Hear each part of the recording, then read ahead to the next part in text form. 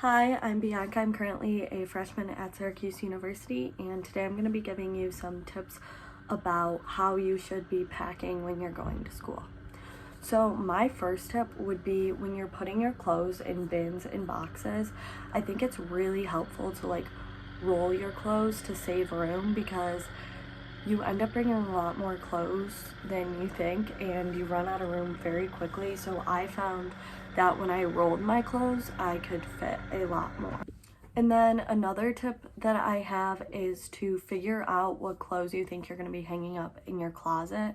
and put them all on hangers before and then put them in a bin, because putting them on the hangers saves a lot of time when you're moving in, because you can just quick take it out and put it in your closet, because putting clothes on hangers actually takes so much time, so that will save a lot of time if you do it beforehand.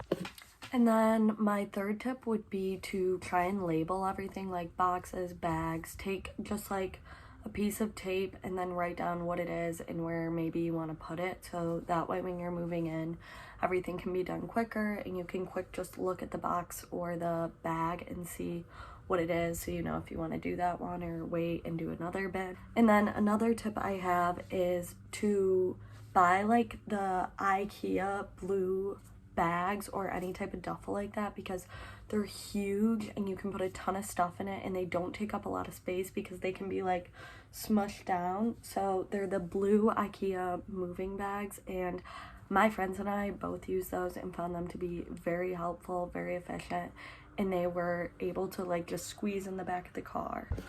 And then my last tip would be to really think about what you're packing, because you don't need out of season clothing and stuff like that, because you'll probably be home for Christmas or breaks and such. So just pack as lightly as possible, because you really do not have that much room and you don't want to be taking up space with things you don't necessarily need. So those were my tips. I hope that anyone starting school or going back to school found some of those helpful.